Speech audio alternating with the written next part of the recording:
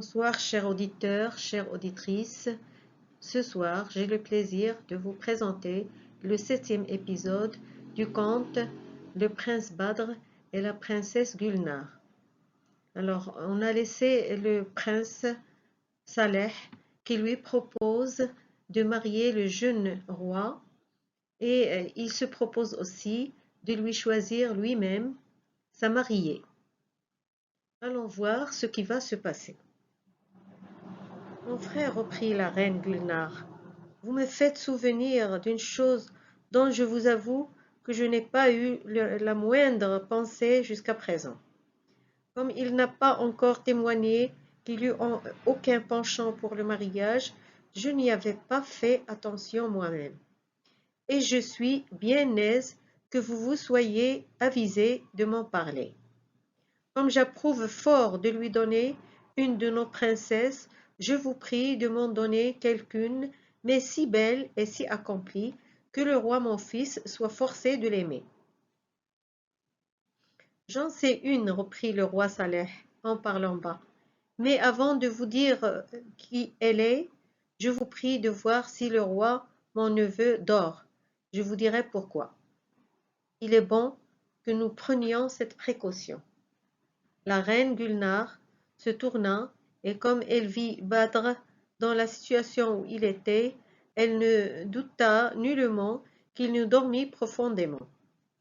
Le roi Badr, cependant, bien loin de dormir, redoubla son attention pour ne rien perdre de ce que le roi son oncle avait à dire avec tant de secret.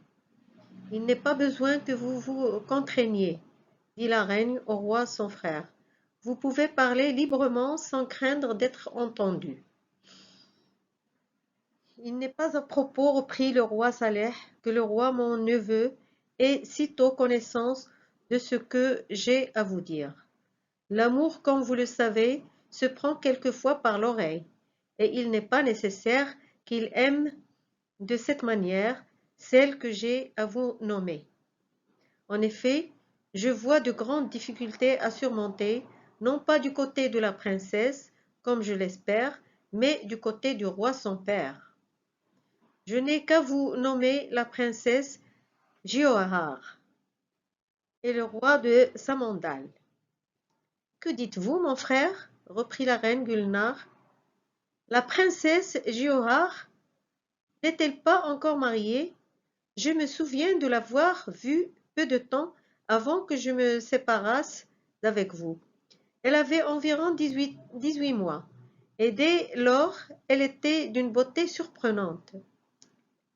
Il faut qu'elle soit aujourd'hui la merveille du monde, si sa beauté a toujours augmenté depuis ce temps-là. Le peu d'âge qu'elle a plus que le roi mon fils ne doit pas nous empêcher de faire nos efforts pour lui procurer un parti si avantageux. Il ne s'agit que de savoir les difficultés que vous y trouvez et de les surmonter. Ma sœur, répliqua le roi Saleh, c'est que le roi de Samandal est d'une vanité si insupportable qu'il se regarde au-dessus de tous les autres rois, et qu'il y a peu d'apparence de pouvoir entrer en traité avec lui sur cette alliance. J'irai moi-même, néanmoins, lui faire la demande de la princesse sa fille, et s'il nous refuse, nous nous adresserons ailleurs, où nous serons écoutés plus favorablement. C'est pour cela, comme vous le voyez, ajouta-t-il, qu'il est bon que le roi, mon neveu, ne sache rien de notre dessein, que nous soyons certains du consentement du roi de Samandal, de crainte que l'amour de la princesse Giauhar ne s'empare de son cœur, et que nous puissions réussir à lui obtenir. Ils s'entretiennent encore quelque temps sur le même sujet, et avant de se séparer, ils convinrent que le roi Saleh retournerait incessamment dans son royaume et ferait la demande de la princesse Giauhar au roi de Samandal pour le roi de Perse. La reine Gulnar et le roi Saleh, qui croyaient que le roi Badr dormait véritablement, l'éveillèrent quand ils voulurent se retirer. Et le roi Badr réussit fort bien à faire semblant de se réveiller, comme s'il eût dormi d'un profond sommeil. Il était vrai, cependant, qu'ils n'avaient pas perdu un mot de leur entretien, et que le portrait qu'il avait fait de la princesse Giauhare avait enflammé son cœur d'une passion qui lui était toute nouvelle.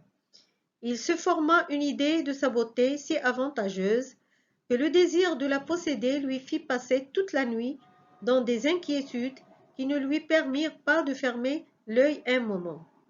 Le lendemain, le roi Saleh voulut prendre congé de la reine Gulnare et du roi son neveu.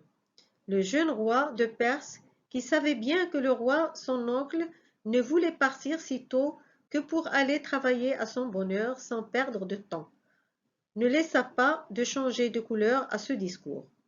Sa passion était déjà si forte qu'elle ne lui permettait pas de demeurer sans voir l'objet qui la causait, aussi longtemps qu'il jugeait qu'il en mettrait à traiter de son mariage. Il prit la résolution de le prier de vouloir bien l'emmener avec lui, mais comme il ne voulait pas que la reine sa mère en sût rien, afin d'avoir occasion de lui en parler en particulier, il l'engagea à demeurer encore ce jour-là pour être d'une partie de chasse avec lui le jour suivant, résolu de profiter de cette occasion pour lui déclarer son dessein. La partie de chasse se fit, et le roi Badr se trouva seul plusieurs fois avec son oncle, mais il n'eut pas la hardiesse d'ouvrir la bouche pour lui dire un mot de ce qu'il avait projeté. Au plus fort de la chasse, le roi Saleh s'étant séparé d'avant lui, et aucun de ses officiers ni de ses gens n'étant resté près de lui. Il mit pied à terre près d'un ruisseau, et après qu'il eut attaché son cheval à un arbre qui faisait un très bel ombrage le long du ruisseau, avec plusieurs autres qui le bordaient, il se coucha à demi sur le gazon et donna un libre cours à ses larmes, qui coulèrent en abondance, accompagnées de soupirs et de sanglots. Il demeura longtemps dans cet état, abîmé dans ses pensées, sans proférer une seule parole. Le roi Saleh, cependant, qui ne vit plus le roi son neveu, fut dans une grande peine de savoir où il était. Il ne se trouvait personne qui lui en donnât des nouvelles. Il se sépara d'avec les autres chasseurs et, en le cherchant, il l'aperçut de loin. Il avait remarqué dès le jour précédent, et encore plus clairement le même jour, qu'il n'avait pas son enjouement ordinaire, qu'il était rêveur contre sa coutume, et qu'il n'était pas prompt à répondre aux demandes qu'on lui faisait, ou s'il répondit qu'il ne le faisait pas à propos, qu'il ne le faisait pas à propos. Mais il n'avait pas eu le moindre soupçon de la cause de ce changement.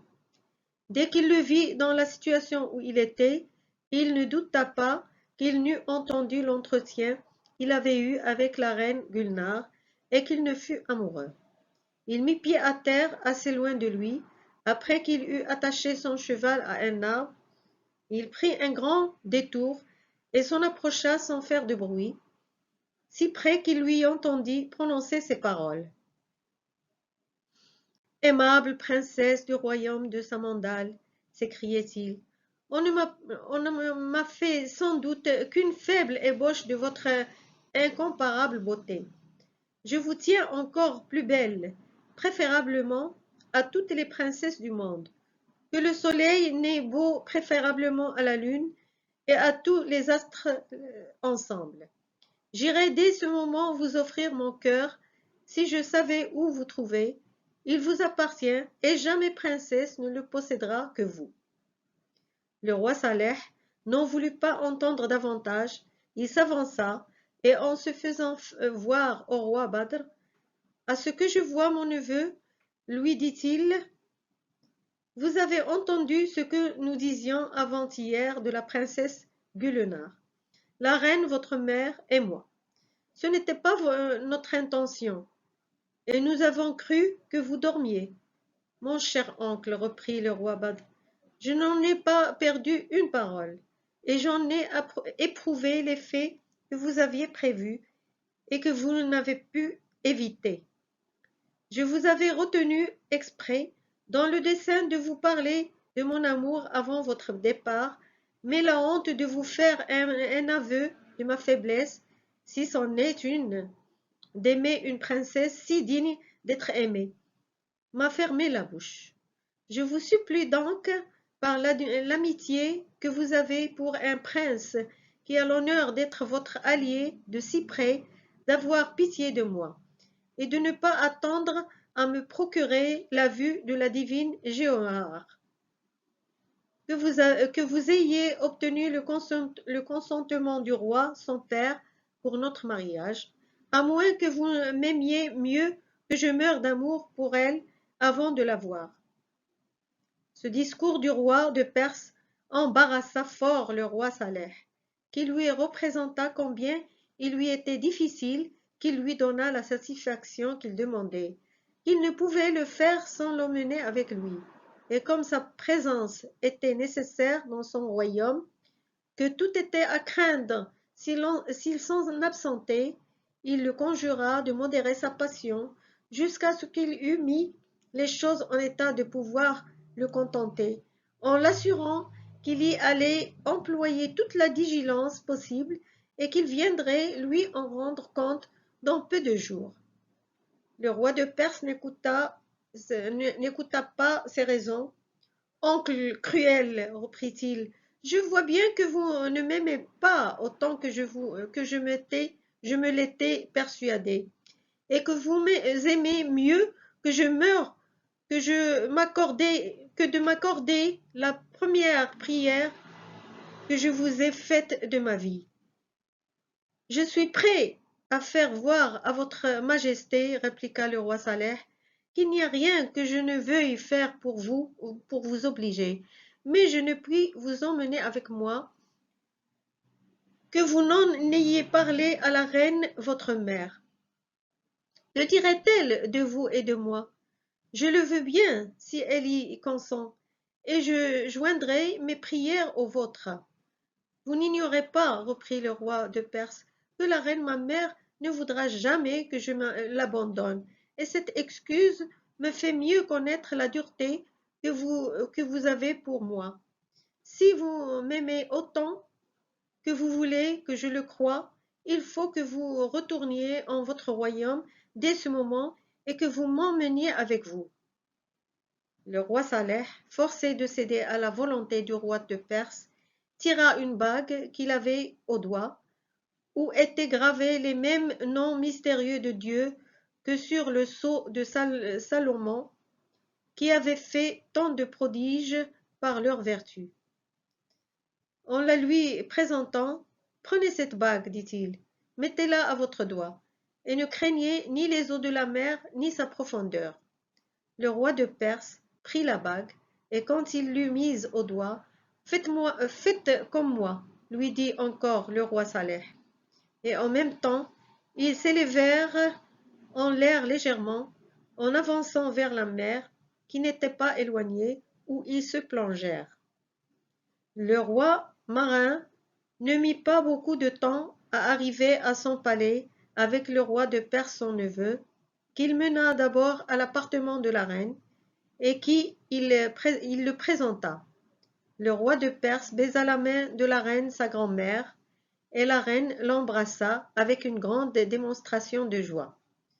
Je ne vous demande pas des nouvelles de votre santé, lui dit-elle. Je vois que vous vous portez bien, et j'en suis ravie. Mais je vous prie de m'en apprendre de celle de la reine Gulnare, votre mère et ma fille. Le roi de Perse se garda bien de lui dire qu'il était parti sans prendre congé d'elle. Il l'assura au contraire qu'il l'avait laissée en parfaite santé et qu'elle l'avait chargé de lui bien faire ses compliments. La reine lui présenta ensuite les princesses, et pendant qu'elle lui donna lieu de s'entretenir avec elles, elle entra dans un cabinet avec le roi Saleh, qui lui apprit l'amour du roi de Perse pour la princesse Jehoar sur le seul récit de sa beauté et contre son intention qu'il l'avait amené sans avoir pu s'en défendre et qu'il allait aviser au moyen de la lui procurer en mariage. Quoique le roi Saleh, à proprement parler, fut innocent de la passion du roi de Perse, la reine, néanmoins, lui sut fort mauvais gré d'avoir parlé de la princesse Giauhare devant lui avec si peu de précaution. Votre imprudence n'est point pardonnable, lui dit-elle. Espérez-vous que le roi de Samandal, dont le caractère vous est si connu, aura plus de considération pour vous que pour tant d'autres rois à qui il a refusé sa fille avec un mépris si éclatant? Voulez-vous qu'il vous renvoie avec la même confusion? Voilà pour cette séance. وأدرك شهرزاد الصباح فسكتت عن الكلام المباح. Passez une bonne nuit, faites de bons rêves et à très bientôt.